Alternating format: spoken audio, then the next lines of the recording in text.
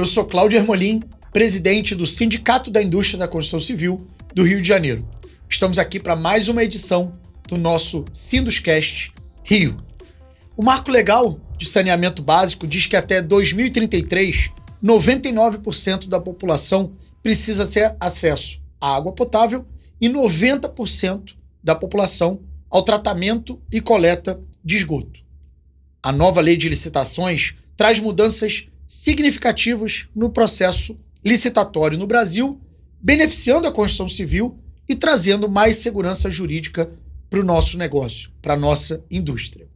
Para falar sobre esses e outros assuntos, eu convidei hoje, a gente tem a honra de ter Vinícius Benevides, vice-presidente do Sinduscom Rio, vice-presidente da CEBIC e diversas outras entidades de classe aí no Rio de Janeiro e no Brasil, além de diretor da Dimensional Engenharia e head de inovação. Vinícius, bem-vindo ao Sinduscast Rio e muito obrigado por ter aceito o nosso convite. Queria dizer, Cláudio, que é uma honra estar aqui, estar sendo convidado e parabenizar você pelos 3 anos de gestão e tenho certeza, parabenizar pela reeleição e tenho certeza que vão ser mais 3 anos espetaculares à frente do Sinduscom. Parabéns. Obrigado e conto com você, né? Sempre. Primeiro, lembrando aqui, a gente está tendo a oportunidade, com a presença do Vinícius, de falar também sobre outras áreas de atuação do Sinduscom, né? Não somente o mercado imobiliário, mas também as obras de infraestrutura que são tão importantes para a indústria da construção. E para começar, falando sobre a infraestrutura, a gente sabe que a nova lei de licitações, ela foi sancionada durante o período da pandemia, com o objetivo de tornar os processos de licitação mais seguros, mais ágeis, que a gente pudesse ter mais segurança jurídica para os investimentos em infraestrutura e, com isso, também abrir a possibilidade das empresas em terem interesse em participar das licitações, né, das licitações públicas, que são fundamentais para o nosso Brasil, né? Não adianta a gente hoje ter uma necessidade de grandes obras de infraestrutura, ter o orçamento para fazer essas obras, se a gente não tiver empresas interessadas em fazer essas obras. Eu acho que a nova lei de licitações ela deve ter trazido mais segurança e mais oportunidade para as empresas. Eu queria ouvir um pouco de você. Eu sei que você participou bastante dessa discussão. Eu vejo você atuando bastante nessa questão da segurança jurídica dos processos de licitação. Na prática, o que muda com essa nova lei de licitações e aonde estão as oportunidades para as empresas que gostariam de participar de obras públicas poderem participar agora com essa nova lei? Bem, primeiro, assim, muda bastante coisa. É uma lei muito extensa, assim, para o pessoal que é do mercado imobiliário. A lei de licitações está para infraestrutura, para as compras públicas, assim como um plano diretor, que, aliás, belíssimo trabalho que vocês conduziram aí junto com a prefeitura, com o legislativo, com o plano diretor está para o mercado imobiliário. Então, assim, tem uma frase que eu gosto muito do Einstein, que fala o seguinte: a primeira coisa que você tem que fazer é conhecer as regras do jogo e depois aprender a jogar melhor que todo mundo. É isso aí. Então, a lei de licitações, ela é a nossa regra, o nosso guia das contratações públicas no Brasil. E as contratações públicas, várias vezes me perguntam, falam, pô, Vinícius, e aí, o que você acha de eu atuar no mercado público? Quais são a sua opinião, suas diretrizes? Falei, cara, é um mercado importante, porque tem um levantamento da OCDE que diz que 13% do PIB dos países da OCDE são investidos em compras públicas. Então, assim, você está falando de um mercado gigantesco, PIB trilhão do país, 13%. Então, assim, é um mercado gigantesco, é o maior cliente do país, é o próprio país. Sim. Então, e ainda mais um país como o nosso, de dimensões continentais, né? Com ainda muito déficit de obras públicas de infraestrutura. Certamente aí uma oportunidade de negócio por muitos e muitos anos. É isso, o mercado é gigantesco, então assim, e essa parte da lei de licitação é um assunto que eu tenho, você sabe, né, tenho muito carinho especial. Você tem a noção, meu trabalho, eu sou engenheiro civil, né, formado há 20 anos, vou fazer 20 anos agora de formado esse mês. Se formou cedo, né? Com 20 anos também, mas 20 anos de formado e assim, meu trabalho de conclusão de curso foi, na verdade, uma monografia sobre a lei de licitações. Caramba. Anterior ainda. Há 20 anos atrás. Há 20 anos atrás. E, bem, eu fui coautor de um livro sobre a nova lei de licitações. Queria aqui estar te dando de presente. Opa, que legal. E, bem, sobre a lei em si, traz muitas mudanças. Eu acho que a gente tem toda essa questão que você colocou muito bem do déficit de infraestrutura, do custo do Brasil, da necessidade de aumentar a competitividade do país e também de levar serviços essenciais para a população. E aí, nesse sentido, é o seguinte, a gente tem uma oportunidade que a nova lei ela está deixando de forma predominante o meio eletrônico de participação das empresas nas licitações. Então, isso daí já acaba com um gargalo enorme, uma dificuldade das companhias, principalmente das menores, né? De você ter que imprimir, deslocar, assinar, participar para depois saber se você ganharia ou não. Então, o custo de participar de uma licitação era relativamente alto para as empresas. E agora, com isso, você já tirava empresas pequenas e médias da oportunidade. Exatamente. Empresas que não estão localizadas ali perto, fisicamente perto de onde estavam ocorrendo os certames. Então, assim, predominantemente eletrônicos, daí é importantíssimo. E no que você falou da segurança jurídica.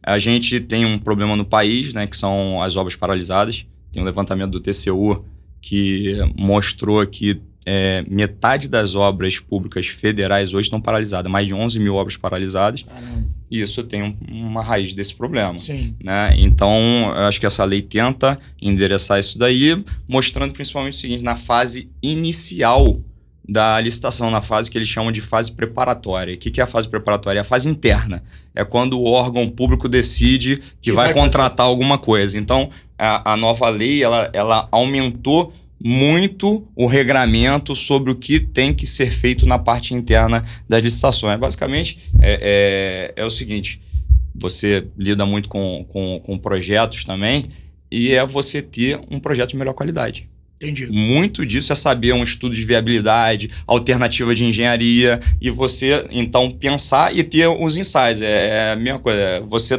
hoje, muitos órgãos acabam fazendo igual um médico, operando sem ter um exame. Nenhum médico vai operar alguém sem ter um exame, sem ter uma bateria. E o que acontece hoje, de vez em quando, no Brasil, é que os órgãos públicos, até mesmo pela pressa, acaba pulando algumas etapas, e aí a gente tem projetos deficientes que acabam gerando problemas futuros na contratação. Então, tem essa parte toda que garante que você vai ter uma bateria de ensaios, de projetos muito mais qualificados, e isso é importante. Eu acho que, por outro lado, a gente perdeu uma grande oportunidade aí nessa discussão que a gente tentou muito, e você sabe disso, que é mudar essa cultura no Brasil, que a gente tem a cultura de contratação pública pelo menor preço absoluto. E a gente tentou muito emplacar a cultura... ditado que nem sempre o mais barato é o melhor, né? É isso, a gente tentou emplacar a cultura do melhor preço e não do menor preço. Essa batalha por hora a gente ainda não ganhou, mas a gente continua aí porque a gente entende que esse menor preço absoluto acaba gerando uma série de deficiências na prestação de serviço. Você tem também uma série de obras que acabam paralisando por isso, né? E acho que isso é importante as pessoas que estão nos ouvindo entenderem que às vezes a obra para, né? Como você muito bem colocou, e é importante isso, porque os projetos que foram executados para contratar aquela obra não estavam concluídos quando contratou. E aí a empresa é contratada, começa a fazer a obra, durante a obra os projetos vão sendo concluídos, e aí quando se conclui o projeto, a empresa fala, bom, mas aí agora o valor é outro. E aí entra numa discussão e para. E infelizmente a gente olha, é a nossa cidade, é o nosso estado, é o país, em todas as cidades do Brasil, você tem obras importantíssimas paralisadas. Fazendo uma analogia, como se eu contratasse hoje uma pessoa para fazer uma reforma na minha casa e não dissesse para ele ainda qual é o piso que eu vou usar, qual é a tinta que eu vou usar, qual é o revestimento que eu vou usar. Aí o cara me dá um preço com essa obra. Aí quando eu chego para ele e falo assim, olha, não é uma cerâmica, é um granito. Aí ele fala, pô, mas para colocar o granito é um preço diferente. Não, mas aí a gente começa a discutir, ele para de fazer, a minha obra para e a gente passa então a ter mais uma obra paralisada. É nesse sentido. Cláudio, perfeito. E a sua capacidade de conseguir transformar de forma fácil problemas complexos, colocar isso de uma forma muito clara, é exatamente isso. E tem um acordo no Tribunal de Contas da União que mostra o seguinte, 47% dessas 11 mil obras paralisadas advém de problemas técnicos.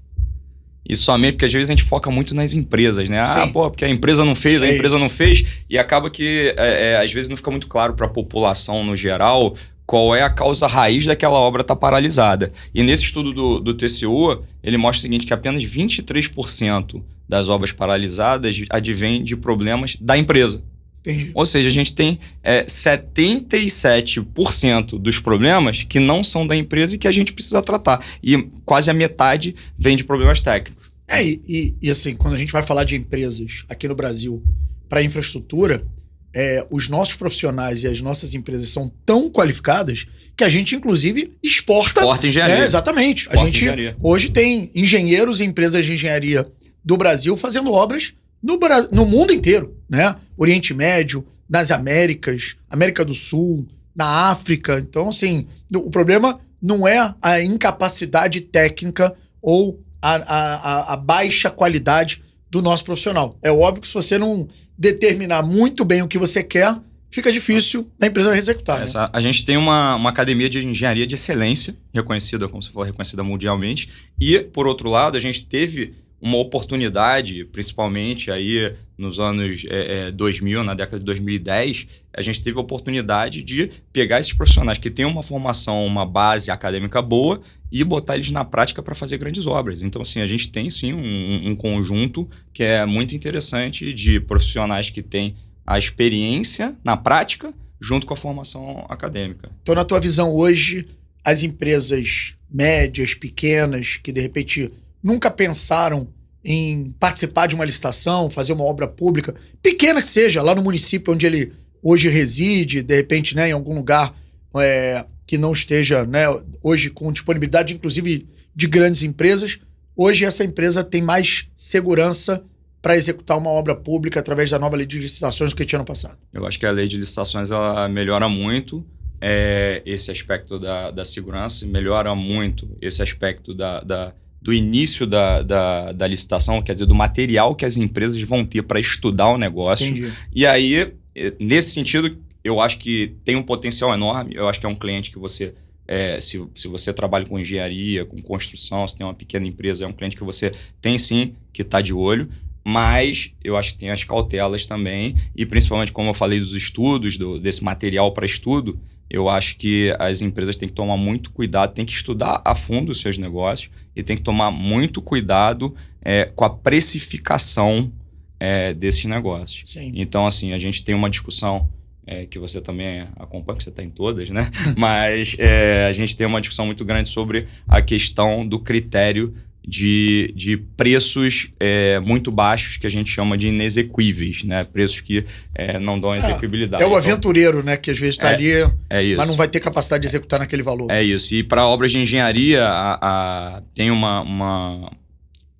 ao nosso ver, uma falha na nova lei, que ela permite o pregão eletrônico para obras de engenharia. O que é o pregão eletrônico? Ele é um leilão ao contrário, um leilão reverso. Então, assim, você vai dando o menor preço, sabendo os preços dos concorrentes, não quem são os concorrentes, sim. Mas sabendo qual é o menor preço dos concorrentes, você vai dando o preço até alguém decidir parar de dar desconto. Sim. Então, isso daí tem impulsionado, tem forçado muitas empresas a... Vira um jogo, né? Vira um jogo. É igual um leilão. Vira um jogo ali e você fica sempre achando que você der um pouquinho mais de desconto, você vai acabar ganhando. Então, tem que ter muito cuidado, tem que ter estudo, tem que ter técnica e tem que ter preço limite.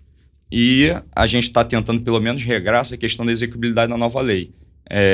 A execuibilidade de preços, que ainda não está muito bem digerida. Essa discussão está aí no Congresso Nacional agora e a gente espera poder regrar isso e regrar o que não tenha pregão para serviços e obras de engenharia. Entendi. Questões mais técnicas. De questões mais técnicas. Entendi. Não, ótimo.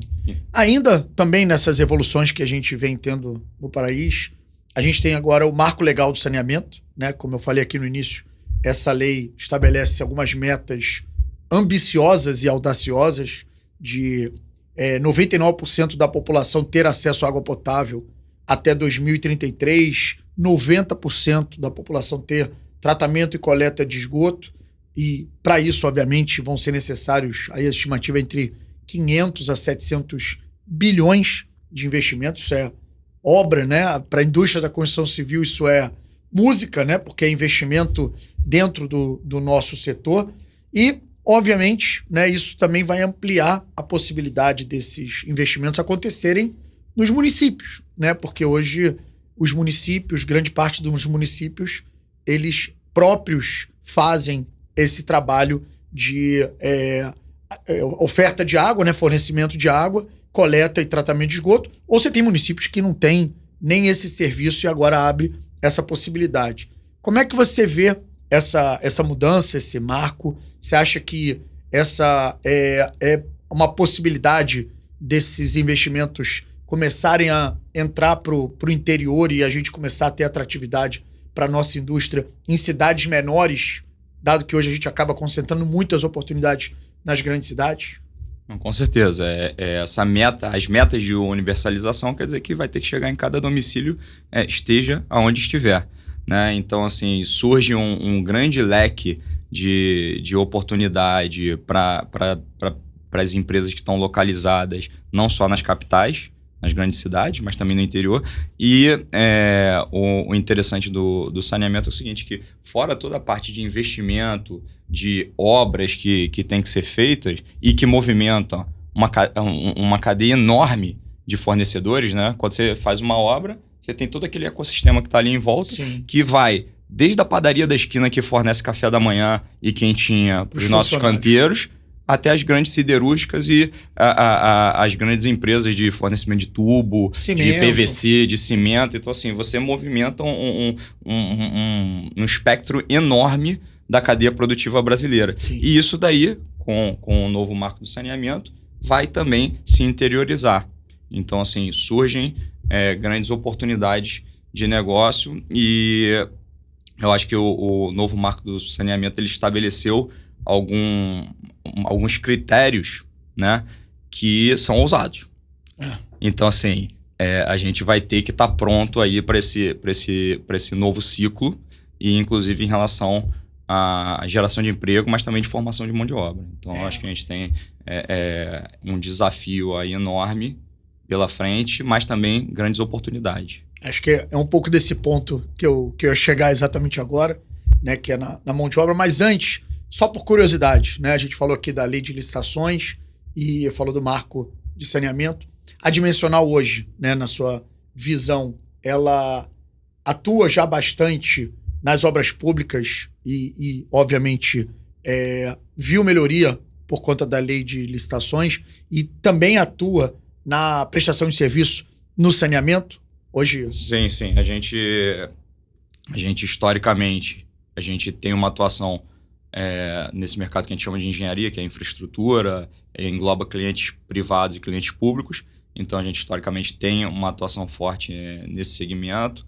E em relação à nova lei de licitações, a gente tem visto que, como toda nova lei no Brasil, né, o Cláudio, você tem ali um tempo de amadurecimento das empresas, das pessoas, dos profissionais e de ambos os lados da mesa, Sim. de entender como é que isso vai funcionar. E, inclusive, uma peça fundamental que a gente tem no país, que são os órgãos de controle, também tem a visão nova que eles vão construindo sobre as interpretações da nova lei. Claro. Então, assim, isso daí é um conjunto que ainda está se acomodando um pouquinho.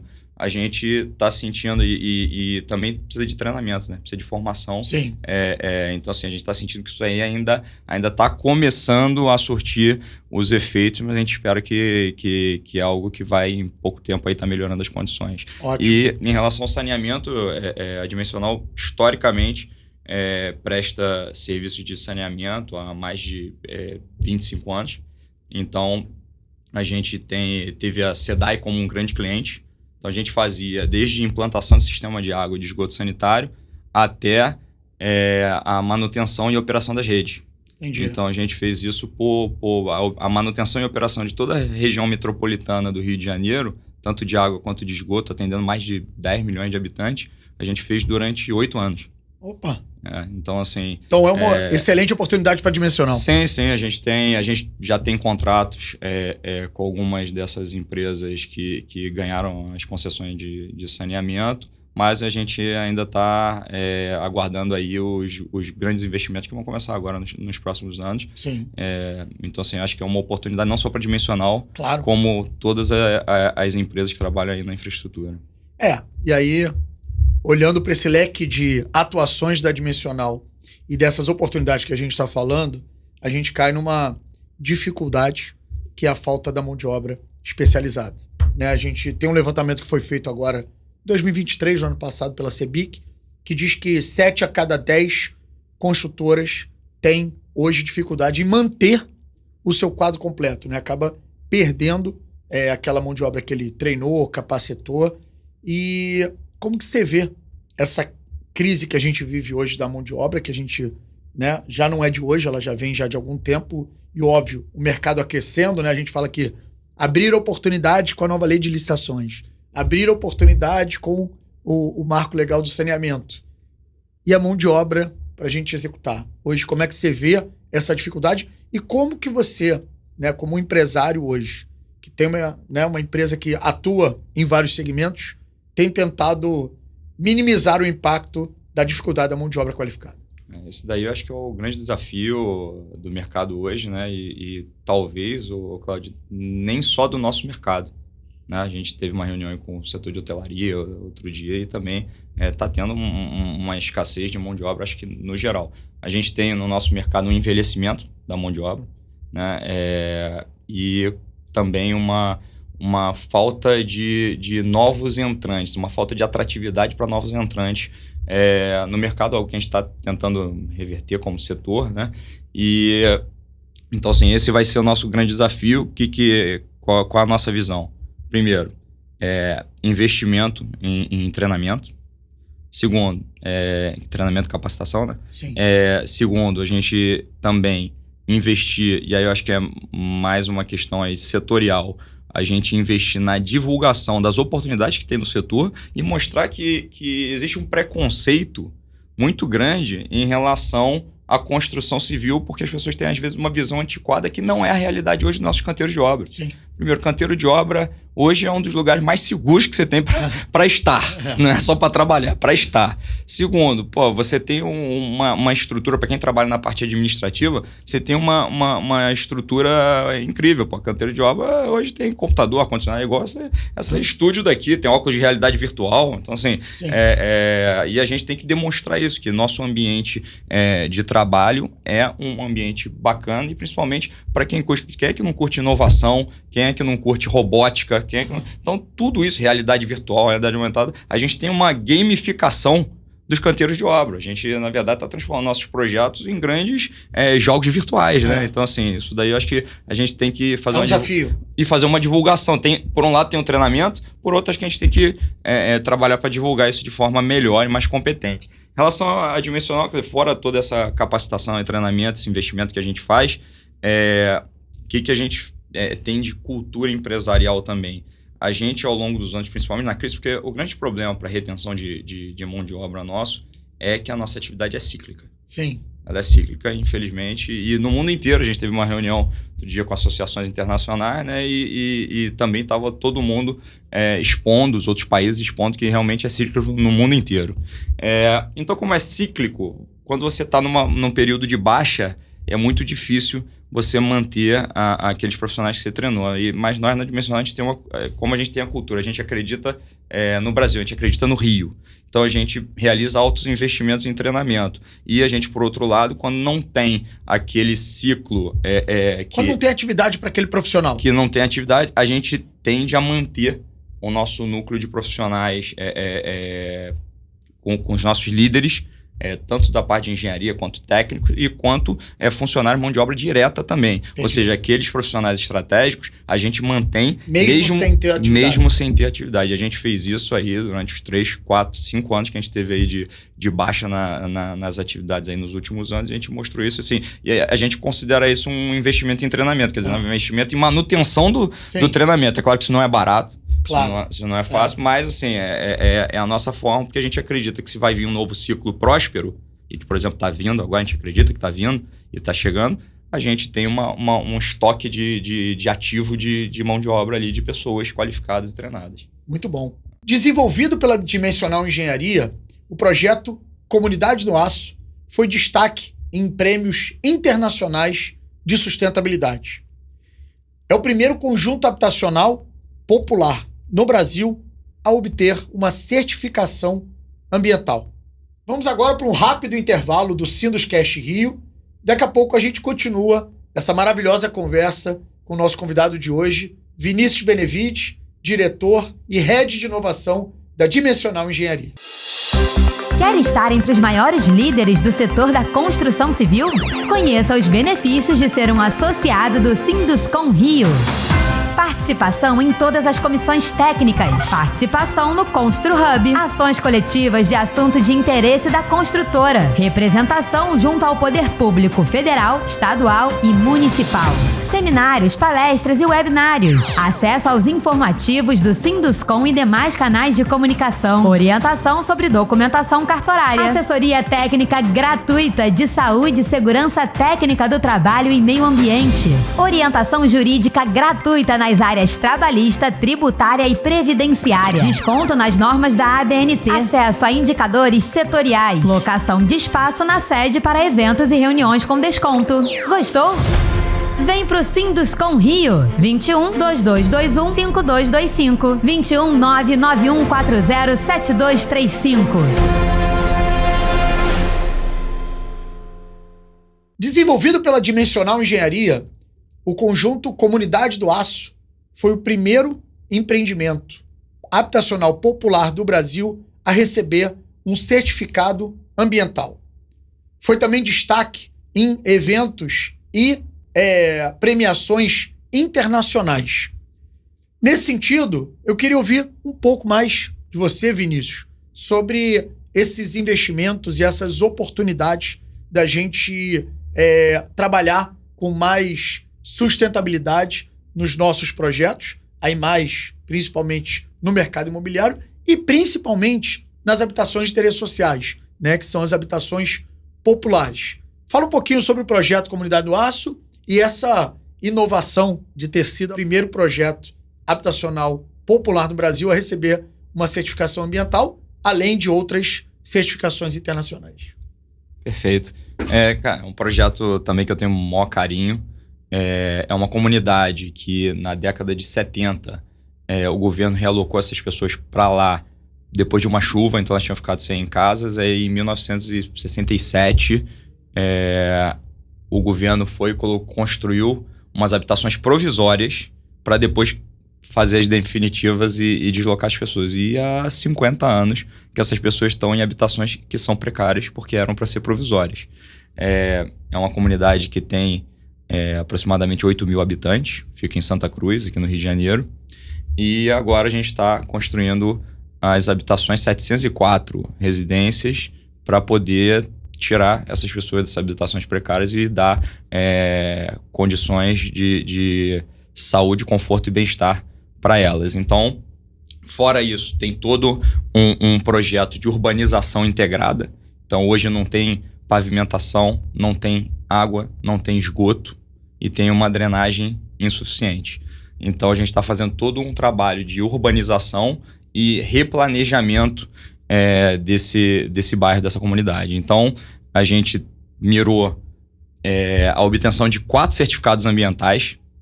2 deles são para bairros planejados e 2 deles são para as construções, para as edificações que a gente está fazendo, os 704 apartamentos. Então, pela primeira vez no Brasil, a gente tem uma comunidade de baixa renda com uma certificação ambiental de bairro planejado.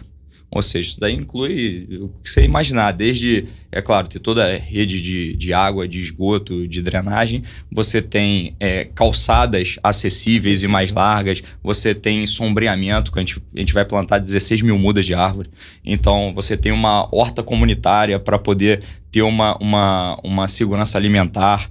A gente está tirando, a gente vai estar ligando aí semana que vem uma estação elevatória de esgoto que vai estar tirando uma piscina olímpica por dia de esgoto dos corpos hídricos ali dos rios da região.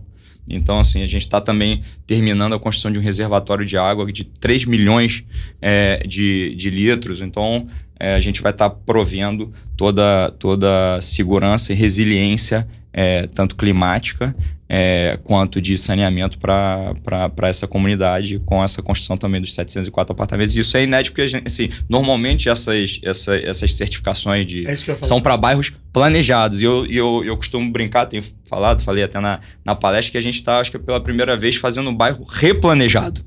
Porque uma coisa é você começar do zero. Você sabe disso, até por essas discussões que a gente tem de reforma, de retrofit agora, que você é líder aí no Brasil de estar dando palestra sobre retrofit de centros urbanos.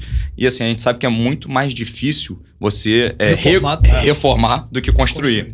Então, assim, o que a gente está fazendo é reformando essa comunidade, só que a gente está conseguindo implementar essas soluções de sustentabilidade. E quando a gente fala de sustentabilidade, é um conceito muito amplo. Não é reaproveitamento de água da chuva, tá? É um conceito mais amplo e que ele acaba abordando o meio ambiente, o social e o econômico. Então, assim, a gente está muito feliz com esse projeto. Não, e acho que, assim, mostra, inclusive, né, quebra um paradigma de que certificações de sustentabilidade, elas são única e exclusivamente de empreendimentos de alto padrão ou corporativos, né? Acho que tem um marco importante nessa certificação e nessa premiação que a Cidade do Aço recebeu, porque mostra que você consegue fazer, sim, habitação de interesse social com sustentabilidade, inclusive com a certificação, porque a certificação, no final, ela está atestando que você, na prática,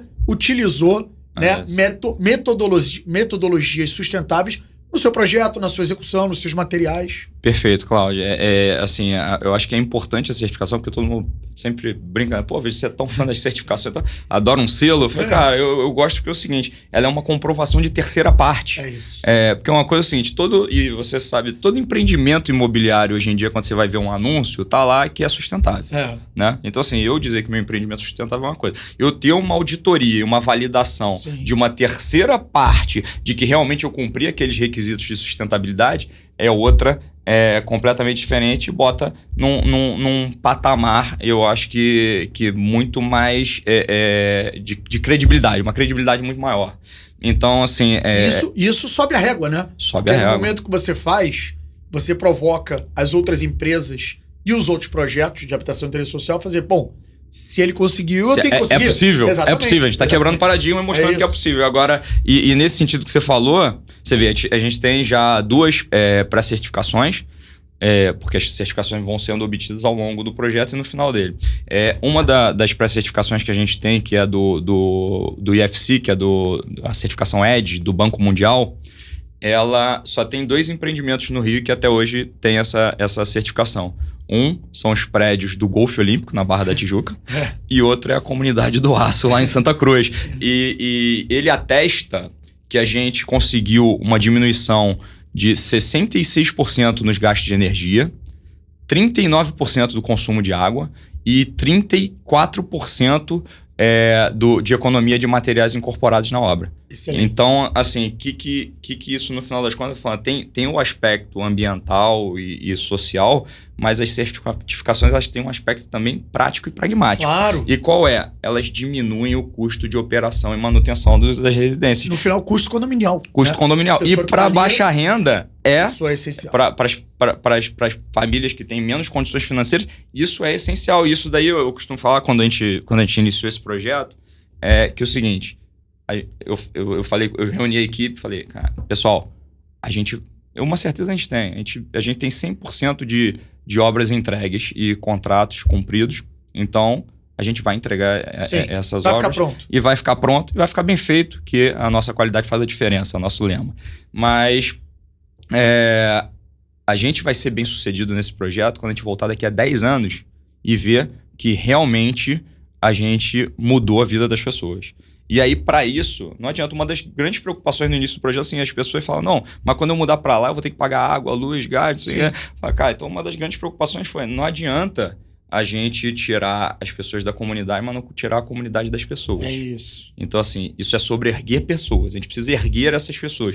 E para isso a gente precisa diminuir os custos de manutenção delas dentro do apartamento. E nesse sentido, a certificação ambiental, ela te ajuda a percorrer todo esse caminho, toda essa jornada de como eu diminuo os gastos com recursos naturais e, portanto, os gastos financeiros. Sim. Não, isso é fundamental, né? Assim, acho que parabéns, né? Acho que isso é, mais uma vez, uma quebra de paradigma e uma oportunidade para a gente melhorar a qualidade da habitação de interesse social que a gente faz hoje no Brasil, mostrando que é possível você adotar práticas sustentáveis sem que necessariamente isso aumente o custo ou que venha, de alguma forma, impactar no futuro na operação e manutenção dos empreendimentos. É isso, Cláudio. Meu sonho, e eu falo isso lá na Câmara da Constituição e conto com a sua ajuda, é o seguinte, igual você tem um carro, que hoje você vai comprar um carro. Qual a primeira coisa? Primeiro, todo anúncio tem, é até obrigatório, qual a primeira coisa que você vê? Né? Ah, não, tem um carro de 5 lugares e tal, beleza. Qual o consumo do carro? E ali no anúncio tem qual é a emissão, quanto de carbono esse carro emite por quilômetro rodado. Então, assim, o sonho é a gente passar a ter apartamentos, porque você vê, o carro que você se desloca de casa para o trabalho, você quer saber quanto ele consome. Agora, a sua casa que você fica ali toda noite, fica o mês inteiro, qual a eficiência das nossas casas? E aí eu acho que a gente tem que passar a abordar isso como setor também. Você sabe que eu tive recentemente pela Firjan numa missão internacional na França, e lá você, nos anúncios dos empreendimentos, nos anúncios dos apartamentos, você anda na rua, você vê lá uma imobiliária, você tem uns anúncios, né, com as fotos dos apartamentos que estão à venda ou para alugar. Eles têm ali um gráfico de quanto aquela unidade consome, quanto que aquela unidade emite, né? De emissões de gás de efeito estufa. Exatamente. Ou seja, exatamente como você hoje tem nos eletrodomésticos. Nos eletrodomésticos, selo Procel. Exatamente. É isso. Exatamente. Eu acho que a gente tem que caminhar e acelerar esse processo aqui no Brasil para a gente poder ter, sim, e de forma auditada, sim, né? Quais são. E aí você vai passar, não, eu tenho 2 quartos aqui e eu tenho 2 quartos no outro quarteirão. Cara, tá bom, mas qual desses 2 quartos, além da planta, já eu adorar as 2 plantas, qual desses 2 é mais eficiente? Qual que vai me trazer mais economia? Qual que vai gerar menos poluição para o meio ambiente na sua operação e manutenção? Isso vai ser necessário, não tenho dúvida. Indo ainda na linha das premiações e das inovações, a Dimensional já foi 4 vezes, se eu não estou errado, vencedora do prêmio Inova Infra da revista O Empreiteiro, que é a maior referência desse setor. E ela é reconhecida, né, a Dimensional, por potencializar o uso de novas tecnologias, de trabalhar com inovação nos processos construtivos e nas rotinas de trabalho. Eu mesmo já vi, né, você mostrando lá a realidade virtual, a forma como o operador da máquina lá que está trabalhando na limpeza de canais, ele enxerga o trabalho dele. Como foi posicionar a Dimensional dentro dessa vanguarda da engenharia nacional, utilizando a inovação, né, e todas as novas tecnologias que estão disponíveis ou outras que, de repente, nem tem no Brasil e você já está pensando em trazer? Isso a gente está sempre assim, a gente acredita que para ganhar competitividade, e principalmente no mercado da infraestrutura, mas na construção civil como um todo, a gente tem que ter o uso estratégico da tecnologia. A gente acredita que esse é o caminho para a gente ganhar competitividade, reduzir custo. Então, assim, quando teve porque a gente sempre tem isso em mente, né, um planejamento, e quando teve a crise aí, 2015, no Rio, 2016, né, teve até as Olimpíadas, assim, a gente teve ainda um gás que o resto do país não teve, e aí veio a crise, né, diminuição de demanda, tanto no imobiliário quanto na infraestrutura, e a gente olhou o copo meio cheio ao invés de olhar ele meio vazio. Quer dizer, a empresa rodando a 200 km por hora, às vezes você tem um monte de ideia, um monte de planejamento e você não tem o tempo ou o capital humano para poder pôr em prática ali esse planejamento estratégico. Então a gente fez um planejamento de curto, médio e longo prazo de inovação tecnológica nos 3 horizontes da inovação. E aí a gente aproveitou esse momento de menor demanda e redesenhamos processos, redesenhamos fluxos e fizemos investimentos maciços em tecnologia para poder posicionar a Dimensional na vanguarda aí do mercado de engenharia nacional. Alguns exemplos. Traz aí alguns exemplos do que você hoje utiliza, que inclusive gerou esses prêmios aí da revista O Empreiteiro. Isso aí assim, pra você ter noção, desde 2013 a gente usa drone nas nossas obras. Desde 2015 para 2016, a gente usa os drones para fazer levantamento topográfico de obra. Com aquisição de nuvem de pontos e tal. Então, aí, por outro lado, o que mais que a gente fez? A gente tem acompanhamento 360 graus de todas as nossas obras, com fotos nos canteiros de obra e software que você vê de qualquer lugar, a qualquer hora, a evolução da sua obra. A gente tem investimentos de tecnologia de equipamentos, diversos equipamentos nossos. Realidade virtual, né? Realidade virtual, realidade aumentada. Desde 2018 a gente usa realidade aumentada no marketing dos nossos empreendimentos, e porque a gente acredita que a realidade aumentada, a gente começou trabalhando no marketing para poder conviver com a tecnologia.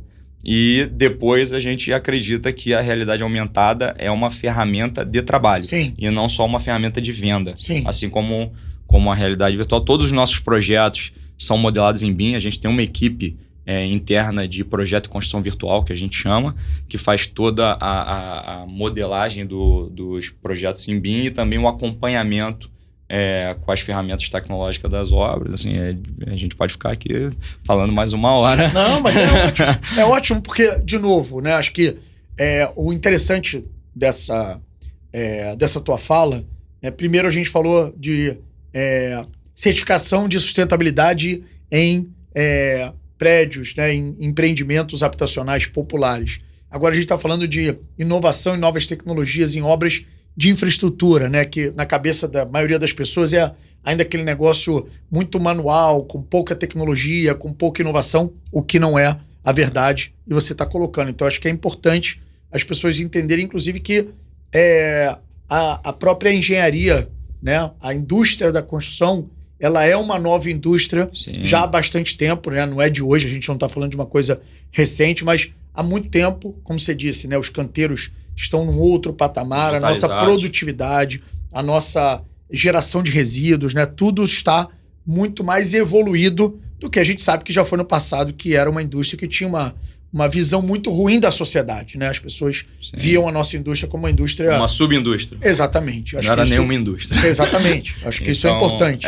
Assim, então, eu acho que complementando, a gente tem... a gente usa a tecnologia em diversos aspectos na construção. Então, primeiro, eu falei um pouquinho aí de toda a parte de projeto. Depois, tem a parte de gerenciamento das obras. E aí você tem a tecnologia construtiva. Sim. Então, assim, a gente fez em tempo recorde o prédio administrativo do Museu Nacional usando uma construção modular off-site. Então, a gente também já teve... Só para as pessoas entenderem, né? É o famoso Lego. É o Lego. É isso. Você produz as peças fora, aí você traz com carretas, caminhões e vai montando no local. É isso. Perfeito. Traduziu. Então, assim, a gente trabalhou bastante aí com a construção modular, o Lego, com a construção modular fora do canteiro de obra, que já vem pronto, e também com a construção a seco. Então, a gente tem equipes treinadas aí que a gente usa em larga escala, construção a seco, steel frame, light steel frame, e por outro lado, e por fim, a gente tem inovação aberta, que a gente acredita na inovação aberta também, e a gente faz investimentos de inovação em startup através de fundo de venture capital. Entendi. Né? Então, a gente também focado na construção civil, claro, em Construtech e PropTech. Sim, é o que é a área de atuação. É isso. E a gente abre nossa porta de canteiro de obra para fazer testes de conceito dessas startups. Então, isso é muito bom, que é muito importante. Isso é muito importante. Então, é importante para elas, que têm como testar de verdade, em escala real, as suas teses, e para a gente também, que a gente está ali convivendo com a inovação, com a tecnologia, com ideias que podem dar certo, outras que podem não dar, mas assim, pode não dar agora, não está no estágio de maturação agora, mas daqui a pouco vai estar, tem que testar. É isso. Bom, já falou aqui da Dimensional na área de infraestrutura, já falou aqui da Dimensional na área de saneamento, já falou da Dimensional também nas habitações de interesse social, nas habitações populares, e a gente sabe que ainda tem mais coisa, né? Acho que a Dimensional também trabalha no alto padrão, né? Eu já vi projetos de casas de alto padrão, né, aqui na cidade do Rio de Janeiro. Tá indo agora para projetos de incorporação, né, verticais, prédios na Zona Sul. Como é que é isso? Né? O que é essa outra vertente aí da Dimensional? A gente tem aí nos últimos anos aumentado, e está no nosso planejamento estratégico, aumentar a atuação no mercado imobiliário. Então, assim, há 6 anos a gente criou uma diretoria de desenvolvimento imobiliário interna e a gente está construindo, a gente vai estar ano que vem, a gente está lançando agora, quer dizer, ano que vem a gente vai estar em construção aproximadamente 2.000 unidades habitacionais aqui no Rio de Janeiro. Caramba! A gente está fazendo lançamento em Campo Grande fevereiro ou março do ano que vem de 1.100 unidades habitacionais, Minha Casa Minha Vida. A gente tem aquele projeto que você chegou de ver do Faixa 1 na Mangueira, que são 272 unidades habitacionais também, que a gente vai começar a construção em fevereiro, e Comunidade do Aço. E a gente vai estar lançando aí, com muito orgulho, o primeiro empreendimento nosso na Zona Sul do Rio de Janeiro. A gente adquiriu um terreno de Furnas, em Botafogo, e vamos estar lançando 76 unidades ali em Botafogo no início do ano que vem. Então, assim, a gente está bastante animado aí de estar metendo o pé nesse aqui ali, acho que é a joia da coroa do mercado imobiliário do Rio de Janeiro, que é a Zona Sul. Né? Então, esperamos aí tá abrindo aí novas frentes, novas oportunidades. Ótimo. Fechando, né, aqui o nosso ano de 2024, né, nesse clima de dezembro, e olhando, obviamente, para todo o ano que passou, é inevitável saber, na tua visão, o que você acha que deu certo nesse ano, na tua visão como empresário, como empreendedor, né, como parte importante das entidades de classe. O que você acha que precisa melhorar e a expectativa para 2025? Bem, que eu acho que deu certo foi o Sinduscom. Esse projeto do Sinduscast, eu acho que já entrou na agenda aí de quem acompanha a Construção Civil. Obrigado. Mas, bem, brincadeiras à parte, eu acho que a gente teve um ano aí de estabilização, acho que de expectativa.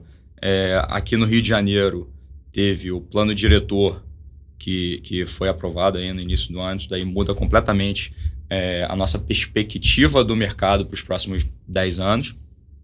Parabenizo de novo aí você, o Saciano, pela condução, e o prefeito e o presidente da Câmara, nosso Carlos Caiado, por toda a condução que eles tiveram também no outro lado do balcão. E acho que teve o amadurecimento do Reviver Centro. A gente também está olhando e prospectando oportunidades no centro da cidade. Estamos com umas negociações aí maduras. Então, assim, o Reviver Centro, acho que hoje está já numa fase de consolidação, né? Vamos ter que trabalhar algumas adequações, adaptações, melhores. Acho que isso já está na agenda do setor, mas é um projeto que virou referência nacional. Sim. Né? Então, isso em termos de Rio de Janeiro, eu acho que a gente tem... Você abordou um marco legal de saneamento. As concessionárias hoje de saneamento estão em plena operação e estão iniciando uma fase mais robusta de investimento. As oportunidades. E em termos de Brasil, a gente tem as concessões que foram feitas nos últimos anos, né? Concessões rodoviárias, ferroviárias, que estão também no início, numa fase de início de investimento interessante, importante. A Nova Dutra está aí investindo. A gente vai ter Serra das Araras. Então, assim, a gente tem bastante coisa aí também nessa parte viária também, de pavimentação. Então, acho que esse ano foi um ano de amadurecimento, consolidação, né, e estabilização das expectativas. E pro ano que vem a gente... deslanchar. A gente espera que, de novo, a gente veja o Cristo Redentor naquela revista lá, o The Economist, voando, o Cristo Redentor voando. No ano que vem, o Rio Construção Summit, né? Nossa segunda edição, coroando aí esse ano, que eu espero que seja aí mais um ano, no ano que vem, de consolidação e de oportunidade para os engenheiros, para a indústria da construção civil, para todo mundo. Sim, o Rio Construção virou uma agenda nacional, não é mais uma agenda do Rio, é um evento aí que o Sinduscon, junto com a Firjan, colocou de pé e que já virou uma referência nacional. Parabéns aí a você, ao Sinduscon e a toda a equipe da Firjan aí, que a gente sabe que o trabalho que dá produzir um evento desse, eu sei que toda sexta-feira você tá lá, já deve ter tido lá hoje. Já foi. E, pô, contamos com você na elaboração dos temas, né, das discussões que vão ser fundamentais aí pro nosso evento. Cláudio, sempre você pode contar comigo. Eu sou seu soldado, soldado do Sinduscon e soldado da engenharia do Rio de Janeiro e Nacional. Sabemos muito bem disso. Bom, Vinícius, muito obrigado mais uma vez pela tua disponibilidade, pela tua participação aqui no Sinduscast Rio. Para você que nos acompanhou até aqui, mais uma vez, muito obrigado por nos acompanhar.